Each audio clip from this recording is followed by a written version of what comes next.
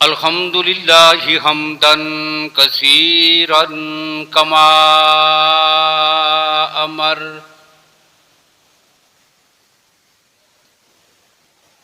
ونشهد ان لا الہ الا اللہ وحدہ لا شریک له لا شریک له فی الخلق والامر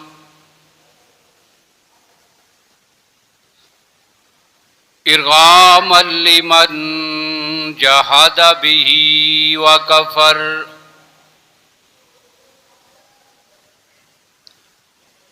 ونشهد ان سیدنا وسندنا وشفیعنا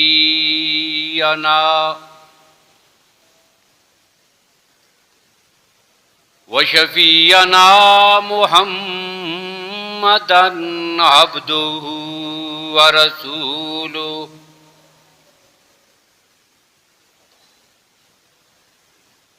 اما بعد فاعوذ باللہ من الشیطان الرجیم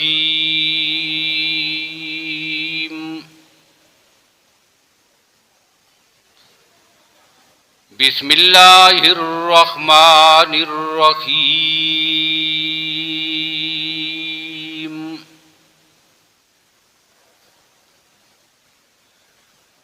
یا ایھا الذین آمنوا توبوا الی اللہ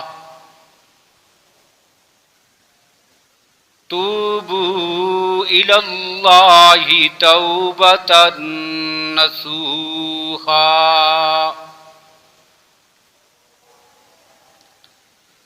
وقال اللہ تبارک وتعالی فی مقام آخر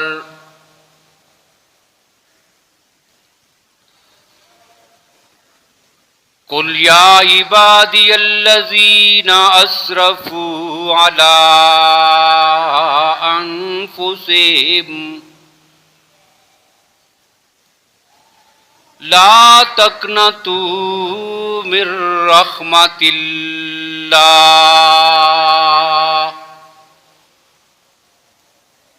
ان اللہ یغفر الذنوب جمیعا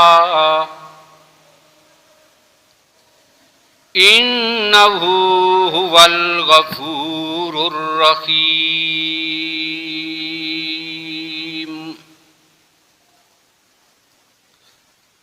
صدق اللہ مولانا العظیم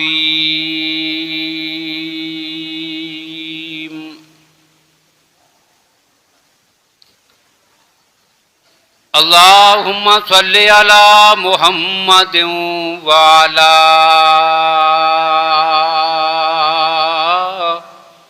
آل محمد بعدد من قعد وقام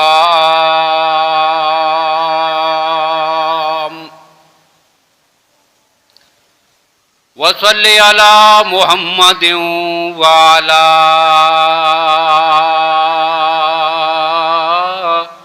آل محمد بعدد من صلی وصام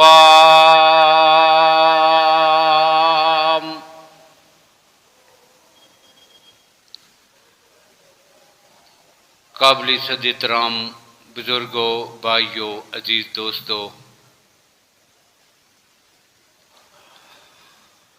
ماہ شعبان المعظم کی آخری ایام ہیں اور اللہ رب العالمین کے فضل و کرم سے چاندی دنوں کے بعد ماہ رمضان المبارک کی آمد ہے۔ عموماً رمضان سے قبل کے جمعوں میں ہمارے علماء کرام جس عنوان پر گفتگو فرماتے ہیں وہ استقبال رمضان ہے۔ ان کی گفتگو کا عنوان ہوتا ہے استقبال رمضان۔ اب یہ استقبال رمضان کیا ہے اور یہ استقبال ہم نے کیسے کرنا ہے، بس اسی کے متعلق کچھ باتیں ماہ رمضان کی آمد سے قبل آپ کے سامنے آج کی گفتگو میں عرض کرنی ہے۔ آپ اس کو بالکل ایسے ہی سمجھ لیں کہ جس طرح کوئی اجتماعی کام، بڑا کوئی کام کرنا ہوتا ہے اور وہ کام بالکل سر پہ آ جاتا ہے تو اس کے آنے سے پہلے سارے لوگ مل کر مشورہ کرتے ہیں کہ ہم نے کیا کیا کام کیسے کرنے ہیں، مشورہ ہوتا ہے، صلاح ہوتی ہے۔ تو جب ہم نے استقبال کرنا ہے اور وہ بھی رمضان کا، تو گویا کہ یہ ایک مشورہ اور صلاح ہے کہ ہم نے کیسے اس کا استقبال کرنا ہے۔ اب سب سے پہلی بات یہ ہے کہ اللہ رب العالمین نے اپنے بندوں کو اور اپنے نبی صلی اللہ علیہ وسلم کی اس امت کو جو نعمتیں عطا فرمائی ہیں، اب یہ نعمتیں دو قسم کی ہیں۔ ایک نعمتیں اللہ نے وہ عطا فرمائی ہیں کہ جن کو خود رب نے انسان کے کسی کسب یا اس کے عمل کے ساتھ جوڑ دیا ہے۔ یوں کرو گے تو یہ ملے گا، ایسا کرو گے تو یہ ملے گا۔ اب اس کے پیچھے انسان کی محنت، اس کا کسب، اس کا عمل، اس کی حرکت، یہ بھی شامل فرما دی۔ لیکن کائنات میں بہت ساری نعمتیں وہ ہیں کہ جن نعمتوں کے حاصل کرنے میں انسان کا اپنا کوئی عمل دخل بالکل نہیں ہوتا۔ اس کی محنت، اس کا کسب، اس کی سوچ، اس کی پکار، اس کی فریاد، اس کی دعا اور التجا، کوئی سفارش، ان چیزوں میں سے کوئی چیز بھی اس نعمت کے حصول کے پیچھے نہیں ہوتی۔ اور وہ نعمتیں کیا ہوتی ہیں؟ محض رب العالمین کا کرم اور اس کا فضل ہوتا ہے اپنے بندوں پر۔ مثال کے طور پر ان بڑی نعمتوں میں سے ایک نعمت یہ بھی ہے کہ اللہ نے ہمیں نبی اکرم صلی اللہ علیہ وسلم کی ذات گرامی جیسے نبی عطا فرمائے ہیں۔ ایک نعمت یہ بھی ہے کہ ہمیں جو دین ملا ہے، ہمیں جو کلمہ نصیب ہوا، اب اس کے لیے ہمیں کوئی محنت یا مشقت نہیں اٹھانی پڑی۔ کیا ہوا؟ وہ معاشرہ، وہ ماحول، وہ گھر، وہ خاندان، وہ والدین عطا کیے کہ جو توحید کے پیروکار تھے، مسلمان تھے۔ اب جیسے ہی بچہ ماں کی گود میں آیا تو اللہ نے یہ کلمہ اسے ماں کی گود میں دے دیا ہے۔ اب ہمیں محنت یا مشقت یا درخواست یا مانگنا یہ کچھ نہیں پیچھے لگا ہوا ہے۔ اب یہ جو نعمت ہے نا، یہ کیا ہے؟ محض فضل خدا بندی اور میرے رب کا کرم ہے۔ ایسی ایک نعمت ہے، اور اس نعمت کو اگر ہم دیکھیں نا پیچھے چل کر، پھر اندازہ ہوگا کہ اس کلمے کے حصول کے لیے انہیں کتنی تکلیفیں اور مشقتیں اٹھانی پڑی ہیں۔ امن، سکون، راحت آرام کے ساتھ،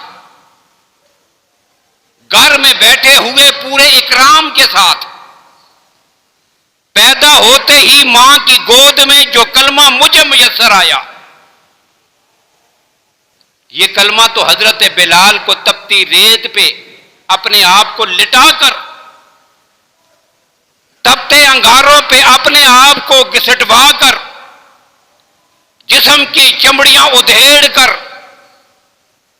اپنے بچوں کو یتیم کروا کر، صحابہ نے اپنی بیویوں کو بیوہ کرا کر، پیغمبر کی مقدس ذات نے اپنے مبارک دانت شہید کروا کر، زخمی ہو کر، تب یہ کلمہ امت تک پہنچایا تھا۔ ان میں سے وہ کون سی تکلیف ہے کہ جو اس کلمے کو حاصل کرنے کے لیے ہم نے بھی اٹھائی ہو؟ کچھ بھی نہیں۔ کتنی آسانی کے ساتھ، کبھی سوچا ہے ہم نے؟ ہم یہ سوچتے ہیں کہ میرے پاس فلاں چیز نہیں ہے، فلاں پیسوں کی کمی ہے، میرے مکان اتنے نہیں ہیں، میرے پاس فلاں گاڑی نہیں ہے، میرے پاس فلاں عہدہ نہیں ہے۔ کبھی یہ بھی سوچا ہے کہ میرے پاس یہ جو دولت ہے یہ کتنی بڑی ہے، کہ رب نے کرم کیا، ایمان کی دولت نصیب فرمائی اور کلمہ ہمیں ماں کی گود میں میسر آیا ہے۔ پھر اللہ نے یہ کرم کیا کہ نبی اکرم صلی اللہ علیہ وسلم کی امت میں شامل فرما دیا۔ اب یہ کتنی بڑی عظمت ہے۔ اب اس کے لیے ہم نے کہاں درخواست دی تھی؟ بھائی درخواست لے کے جاؤ، سفارش کرو، مانگو، التجا کرو، کوئی محنت کرو، کوئی کوشش کرو، کچھ ہے؟ کچھ بھی نہیں ہے۔ یہ میرے رب کی تقسیم ہے۔ اس نے محض اپنے فضل و کرم سے آقا کائنات کی امت میں شامل ہونا ہم سب کے مقدر میں لکھ دیا ہے۔ اور یہ اتنی بڑی عظمت ہے کہ جس کی تمنا اور طلب اور مانگ اور درخواستیں اللہ کے نبی دیا کرتے تھے۔ ہم نے تو کوئی درخواست نہیں دی نا، رب سے مانگا نہیں، کوئی درخواست نہیں دی، کوئی التجا نہیں کی، کوئی دعا نہیں کی، بن مانگے یہ نعمت ملی ہے۔ لیکن انبیاء علیہ الصلوۃ والسلام رب سے یہ مانگا کرتے تھے۔ حضرت قتادہ رضی اللہ تعالیٰ عنہ کی روایت ہے، اللہ کے نبی صلی اللہ علیہ وسلم نے فرمایا کہ حضرت موسیٰ علیہ السلام نے اپنے رب کے سامنے یہ عرض کی تھی کہ یا اللہ، میں نے اپنی کتاب میں لکھا ہوا دیکھا ایک امت آئے گی، ان کی عظمت کا عالم یہ ہوگا کہ میدان محشر میں رب العالمین انہیں اپنے سامنے کھڑا کر کے یہ اعزاز بخشیں گے کہ وہ صاحب کا جتنی امتیں گزری ہیں نا، ان امتوں کے خلاف اور دنیا میں جتنے نبی آئے ہیں ان نبیوں کے حق میں رب اس امت کے لوگوں کو کھڑا کر کے ان سے گواہی لیں گے۔ بھائی سارے نبیوں کے حق میں ان کی وہ امت کے جو ان کے باغی تھے اور کافر تھے، ان کے خلاف رب العالمین جب مجھے پکڑ کر اپنے دربار میں کھڑا کریں، اندازہ کرو اس سے بڑی عزت اور شرف اور مقام کیا ہوگا۔ اور اسی کو رب نے قرآن میں بھی کہا، وَكَذَلِكَ جَعَلْنَاكُمْ أُمَّةً وَسَطًا لِتَكُونُوا شُهَدَاءَ عَلَى النَّاسِ وَيَكُونَ الرَّسُولُ عَلَيْكُمْ شَهِيدًا۔ یہ امت ہے۔ اب حضرت موسیٰ علیہ السلام نے کیا کہا؟ یا اللہ یہ امت میں نے دیکھی ہے، وہاں پہ اس کا تذکرہ ہے، یہ مجھے دے دے، میں تیرا کلیم ہوں، یہ امت مجھے مل جائے، میں ان کا نبی بنوں۔ فرمایا نہیں موسیٰ، یہ تیری امت نہیں ہے، یہ میں نے اپنے اور نبی کے مقدر میں لکھ دی ہے، یہ ان کی ہے۔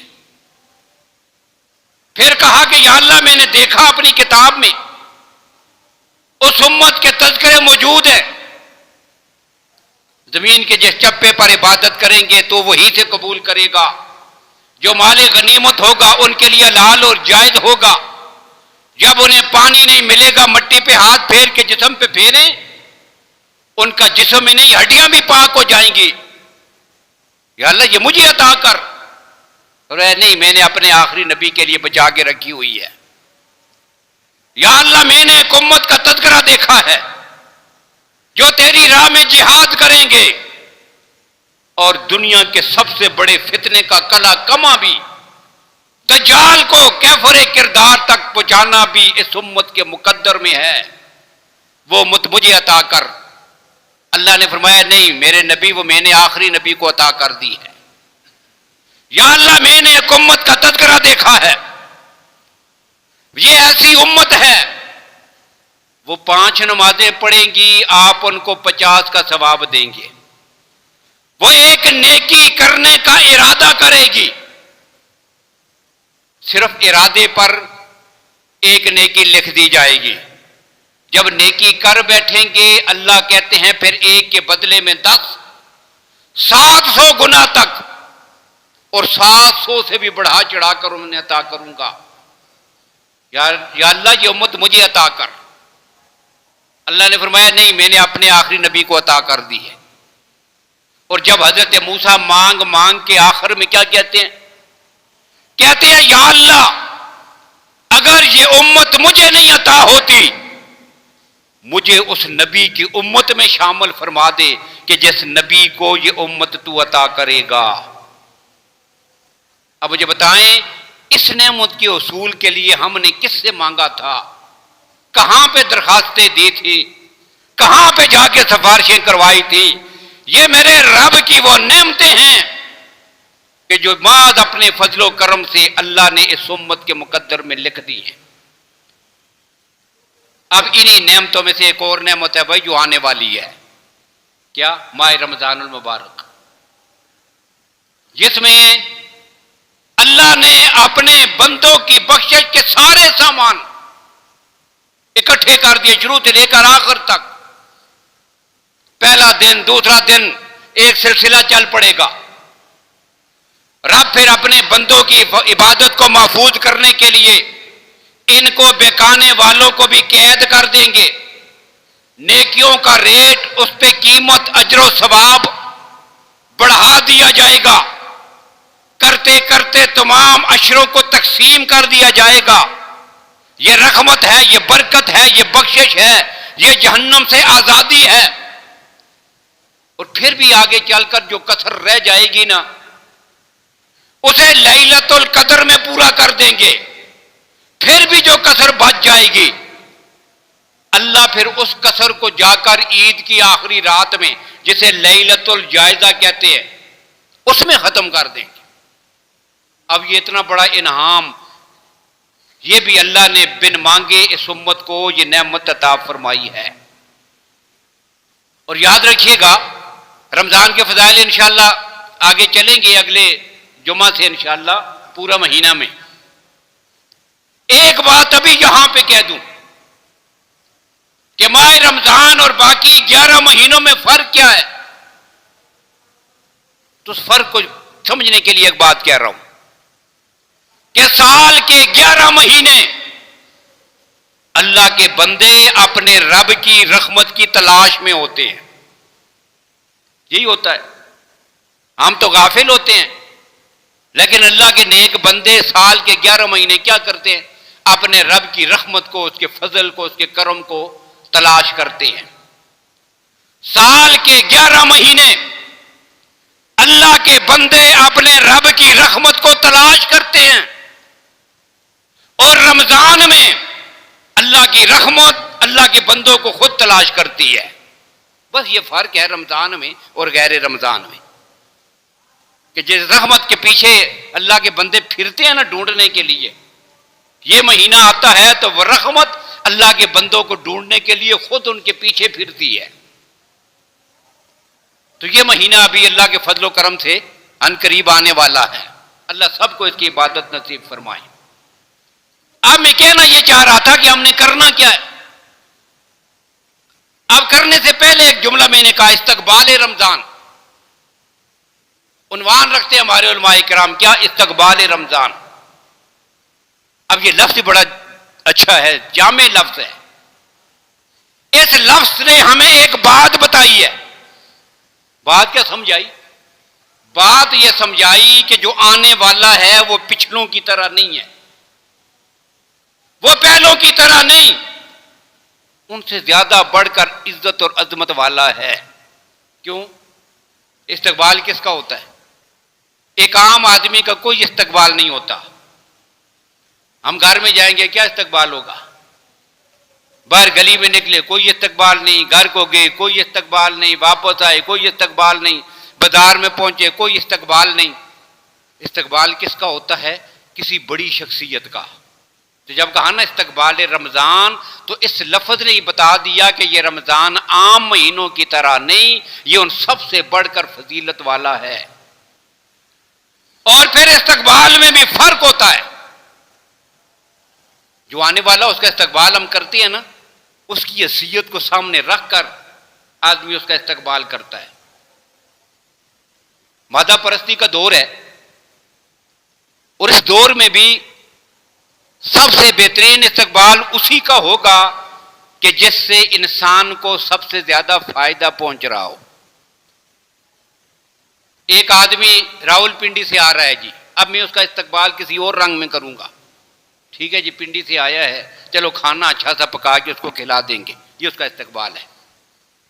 اس کی عزت کریں گے، کھانا اچھا دے دیں گے۔ لیکن ایک آدمی آیا دوسرے ملک سے، اب مجھے پتا ہے کہ وہاں سے آ رہا ہے، بڑے پیسے کما کے لائے ہیں، اب میرے لیے بھی کوئی گفٹ لایا ہوگا، کوئی موبائل، کوئی دوسری تیسری چیز، اب وہ آ رہا ہے میرے لیے بھی کوئی تحفے تحائف وہاں سے آیا ہے۔ اب جس انداز سے وہ آ رہا ہے نا، اس کا استقبال بھی ہم اسی انداز سے کرتے ہیں۔ یہ وزیر اعلیٰ ہے، یہ وزیر اعظم ہے، یہ صدر ہے، یہ میرے علاقے میں آئے گا، اس کا ایسا استقبال کروں کہ یہ خوش ہو کر بڑے منصوبوں کا اعلان کر کے جائے، تیرے روڈ بناؤں گا، تجھے پانی دوں گا، تیری یہ سہولتیں، یہ مسئلہ، سارے مسائل، اور کروڑوں روپے کے جو ہے وہ فنڈ منظور کر کے جائے۔ ہم اس کا استقبال اس انداز میں کرتے ہیں۔ اب رمضان نے ہمیں پیکج کیا دیا ہے؟ رمضان ہمیں کیا دیتا ہے؟ جب اس کی عظمت اور اس کی شان پہ نظر جاتی ہے نا، تو پھر اندازہ ہوتا ہے کہ کائنات میں اس سے زیادہ کرم اور فضل والے ایام سال کے 12 مہینوں میں کوئی نہیں۔ لہذا سب سے بڑا استقبال اور آنے پر خوشی بندہ مومن کو کس سے ہوگی؟ ماہ رمضان المبارک سے۔ اب یہ تو ہے جی استقبال رمضان۔ اب استقبال کرنا کیسے ہے؟ اس میں سب سے پہلا کام جو نبی اکرم صلی اللہ علیہ وسلم کی ذات مقدسہ سے ثابت ہے، وہ کیا ہے؟ دعاؤں کا اہتمام۔ رمضان آنے سے پہلے ہی دعائیں کثرت کے ساتھ، اور اس میں نبی اکرم صلی اللہ علیہ وسلم کی مبارک دعا کا میں نے ذکر کیا تھا۔ مشہور دعا ہے، اللہم بارک لنا فی رجب و شعبان و بلغنا رمضان۔ یا اللہ مجھے رمضان تک پہنچا دے۔ اب یہ جو جملہ ہے نا، رمضان تک پہنچا دے، اب اس کی وزن تو میں نے پیچھے ذکر کر دیا تھا، لیکن ایک اور بات ذکر کر رہا ہوں۔ یہاں محدثین نے ایک بات لکھی ہے، کیا؟ کہ صرف رمضان تک پہنچنا ہی کافی نہیں۔ پہنچنے کا مطلب کہ کچھ اور ہے، جو اللہ کے نبی مانگ رہے تھے نا، پہنچا دے۔ اب یہاں تک پہنچنے سے مراد کیا ہے؟ صرف پہنچنا، اس سے کوئی فائدہ نہیں ہوگا۔ فائدہ کس سے ہوگا؟ تو محدثین نے لکھا کہ یہاں پہنچنے سے مراد یہ ہے کہ یا اللہ رمضان کے مہینے میں مجھے عبادت کی توفیق بھی عطا کر۔ یہ ہے سب پہنچنا، کہ مجھے توفیق ملے، میں اس میں عبادت کر سکوں۔ اور یہ وضاحت کہاں سے حاصل ہوتی ہے؟ یہ بھی خود اللہ کے نبی صلی اللہ علیہ وسلم نے ہمیں سمجھائی ہے۔ ایک آدمی نے پوچھا، یا رسول اللہ صلی اللہ علیہ وسلم، ای الناس خیر، سب سے بہترین آدمی کون ہے؟ یہ سوال تھا کہ یا رسول اللہ صلی اللہ علیہ وسلم، قیامت تک جتنے لوگ آ رہے ہیں، ہر زمانے کے اعتبار سے، ہر طبقے کے لحاظ سے بہترین قسم کے لوگ کون ہیں؟ ای الناس خیر۔ اب یہ کسی ایک فرد کا ذکر نہیں تھا، بلکہ پورے طبقے کو ذکر کرنا تھا۔ یہ کون سے لوگ ہیں، کس مزاج کے ہیں، کس رنگ کے ہیں، کیسے ہیں؟ اب اللہ کے نبی نے ان کی پہچان کروائی ہے صلی اللہ علیہ وسلم. پہچان کیا کرائی؟ فرمایا من طال عمرہ وحسن عملہ. ہر زمانے میں سب سے بہترین لوگ وہ ہوتے ہیں کہ جن کی عمریں لمبی ہوتی ہیں اور ساتھ ان کے کام اچھے ہوتے ہیں. لمبی عمر ملے جسے اور اس لمبی عمر کو اللہ کی عبادت میں صرف کرے، یہ اللہ کی دھرتی پہ بہترین قسم کا آدمی ہے. پوچھا گیا یا رسول اللہ سب سے برا آدمی ای الناس شر؟ اللہ کے نبی صلی اللہ علیہ وسلم نے فرمایا سنو، سب سے برا آدمی وہ ہے کہ جس کی عمر بڑی لمبی ہو لیکن کام بڑے غلط ہوں. اب جیسے جیسے وہ زندگی لمبی ملتی ہے نا تو اپنے وہ جو بوجھ ہے اس میں اضافہ ہی کرتا چلا جا رہا ہے. جو بہترین آدمی ہے اسے لمبی عمر اور مدت ملی، مہینے ملے، سال ملے، دن ملے، ایک ایک لمحے کو وہ قیمتی بناتا جا رہا ہے. تو رمضان تک پہنچنے کا مطلب کیا ہوا کہ صرف مہینہ گزر نہ جائے، وہ ایسا گزارے کہ رب العالمین اس میں اسے عبادت کی توفیق بھی عطا کر دے، تب جا کر یہ مہینہ قیمتی بنے گا. تو یہ دعا مانگنی ہے سب سے پہلے. اور پھر دوسرا کام جو اللہ کے نبی صلی اللہ علیہ وسلم نے ہمیں بتایا وہ کیا ہے؟ دوسرا کام ہے، اس کو کہتے ہیں التخلیہ قبل التخلیہ. جب ہم نیا لباس پہنتے ہیں نا، کہیں جانا ہو، کوئی خاص فنکشن ہو، نیا لباس پہنتا ہے آدمی تو کوشش کرتا ہے پہلے اپنے کم از کم ہاتھ منہ تو دھو لے. بھئی ہاتھ بھی گندے ہیں، منہ بھی گندا ہے، سو کے جاگا ہے، منہ کو صاف ہی نہیں کیا.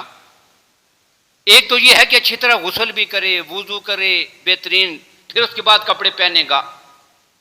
لیکن ہر آدمی کم از کم اتنا تو کر لیتا ہے کہ کپڑے بدلنے سے پہلے اپنا منہ تو دھو لیتا ہے، ہاتھ صاف کرتا ہے، منہ دھوتا ہے، اپنے جسم کی صفائی کرتا ہے. اللہ کے نبی نے بتایا مہینہ آنے سے پہلے جس طرح لباس بدلنے سے پہلے صفائی کرتے ہو، ذرا اپنے دل کو بھی دھو لیا کرو. یہ ہے جس کو کہتے ہیں تخلیہ قبل تخلیہ. سنورنے سے پہلے، بننے سے پہلے، سجاوٹ سے پہلے، زیور پہننے سے پہلے اندر کا جو گند ہے اس کو صاف کرے، پھر اس کے اوپر کچھ پہنے. گندگی کے اوپر ہی جو ہے وہ خوشبو چھڑکنے سے کام نہیں بنے گا، پہلے اس گند کو وہاں سے کیا کرنا ہے؟ صاف. اور دل کیسے صاف ہوگا؟ توبہ اور استغفار کی وجہ سے.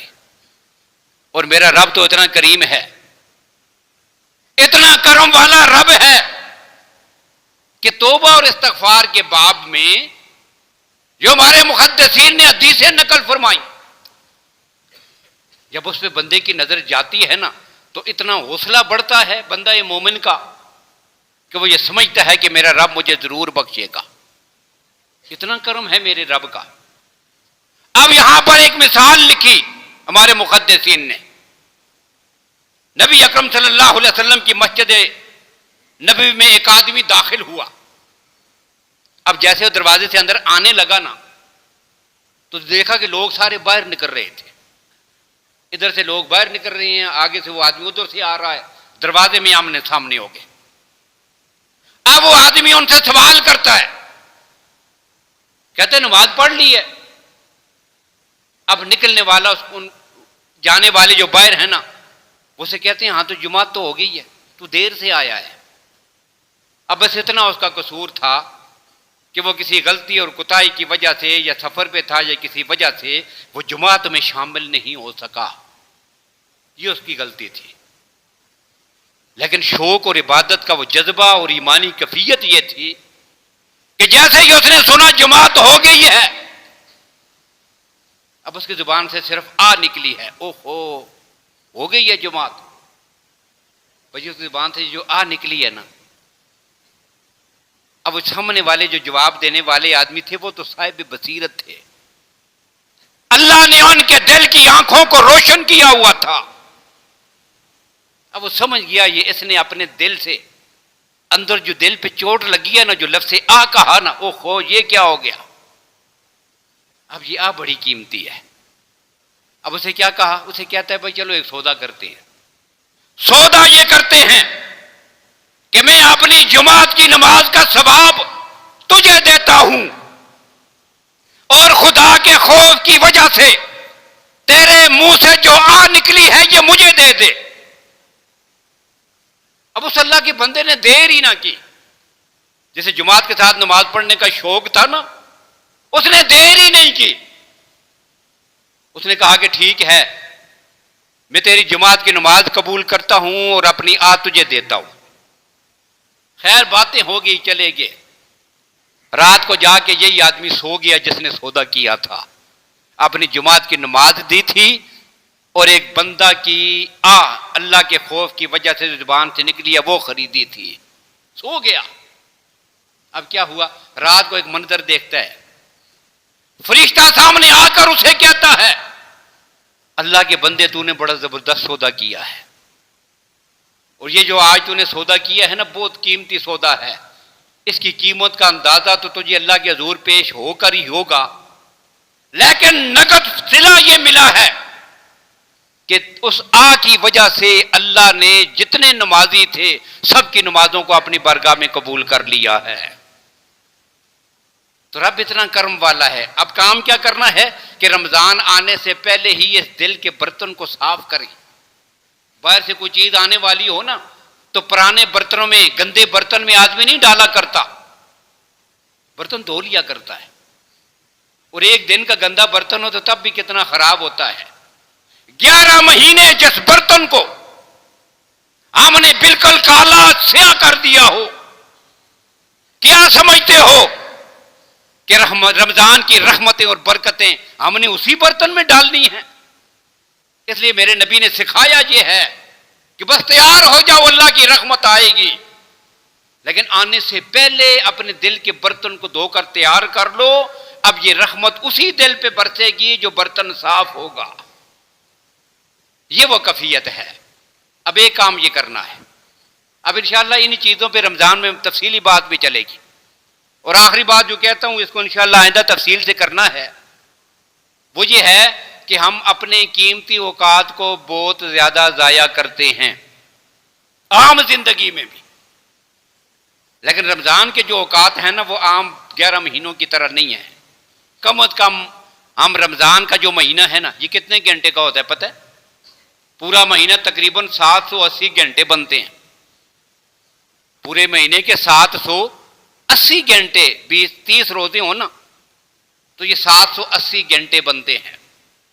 اب 780 گھنٹوں میں سے روزانہ اگر آدمی 8 گھنٹے سو جائے، اب 8 گھنٹے سونا کوئی کم ہے؟ تھوڑا ہے نیند کے لیے 8 گھنٹے، 8 گھنٹے بھی اگر سو جائیں تو پھر بھی پیچھے جا کر 460 گھنٹے بچ جاتے ہیں۔ اب کم از کم خوب مزے سے 8 گھنٹے سوئیں بھی نہ تو پھر بھی حساب کرنا ہے کہ 460 گھنٹوں میں ہم نے کیا کیا ہے، کس کی دوستی میں بیٹھے ہیں، اس مہینے میں ہم نے کیا کرنا ہے۔